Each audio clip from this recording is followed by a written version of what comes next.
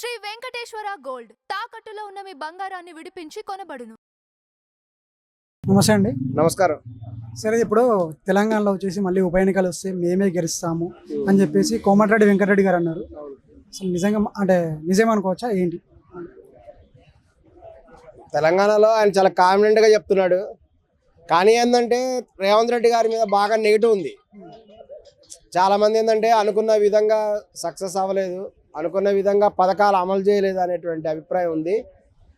దాని గురించి కూడా ఇప్పుడు బీసీలకి 42% రిజర్వేషన్ అనేది తెర మీదకి వచ్చేసింది. ఇప్పుడు రేవంత్ రెడ్డి చాలా తెలివితేటలుగా 42% రిజర్వేషన్ మేము ఇస్తాము తెలంగాణ తరపున అని చెప్పేసి ఒక బిల్లు పాస్ చేసేసి ఈ యొక్క ప్రజల ఆదరాభిమానాలు పొందాలనే విధంగా ప్లాన్ చేశాడు ఆయన.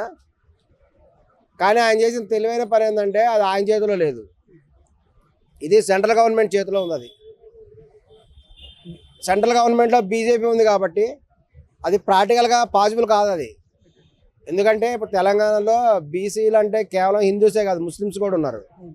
అది చాలా గమనించాల్సిన ముఖ్యమైన విషయం. ఇప్పుడు బీజేపీ పార్టీ నాయకులు ఏమంటారంటే 10% రిజర్వేషన్ ఉంది, ముస్లిమ్స్కి ఇస్తున్నారు అంటే 32% కదా పెంచింది బీసీలకి, నిజమైన బీసీలకి. కాబట్టి మేము పెంచం, కేవలం ప్యూరు 42% కేవలము హిందూ ఓటర్లకు మాత్రమే ఉంటే మేము చేస్తామని ఇప్పుడు బీజేపీ వాళ్ళు అంటున్నారు. దీన్ని చాలా తెలివితేటలుగా కూడా ఇద్దరు కూడా ఆడుకుంటున్నారు. ఇక ప్రస్తుతము ఢిల్లీలో ఉన్నారు రేవంత్ రెడ్డి గారు, వాళ్ళ టీం అంతా కూడా ఢిల్లీలో ఉన్నారు. అక్కడ కూడా వాళ్ళు నిరాహార దీక్షలన్నీ కూడా చేస్తున్నారు.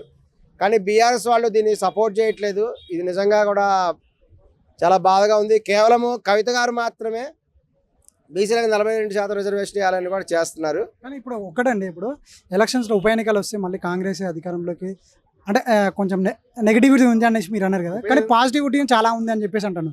ఎందుకోసం అంటే free current, free bus, so Indiramma ఇండ్లు, ఇవన్నీ చూస్తే అంటే బాగుంది. సో కాబట్టి నెక్స్ట్ రావచ్చు అని చెప్పేసి కూడా అంటున్నారు. మీరు ఏమంటారు? అవును, సాధారణంగా ఏంటంటే రూలింగ్ పార్టీ వాళ్ళే గెలుస్తారు.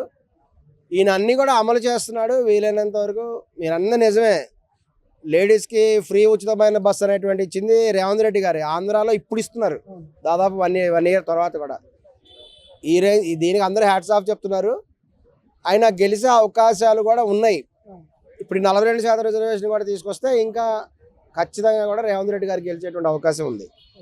సో ఇప్పుడు బీసీకి 42% అనేది అమలు అయిపోతుంది అనుకోవచ్చా? ఎట్లా 42% అది అమలు జరగదు, అంత చెప్పినంత ఈజీ కాదు. అది సెంట్రల్ గవర్నమెంట్ వాళ్ళు ఆమోదించాలి. బీజేపీ గవర్నమెంట్ దానికి ఖచ్చితంగా ఆమోదించదు.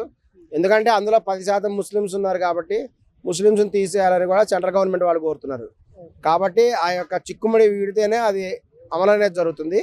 ఈ చిక్కుముడి ఓన్లీ మన తెలంగాణలోనే ఎక్కువ ఉంది. తెలంగాణలోనే ముస్లిమ్స్ అనేవాళ్ళు బీసీ వర్గంలో ఉన్నారు. వేరే రాష్ట్రాలు అలా లేదు. వేరే రాష్ట్రాల్లో బీసీలు అంటే హిందువులే ఉన్నారు.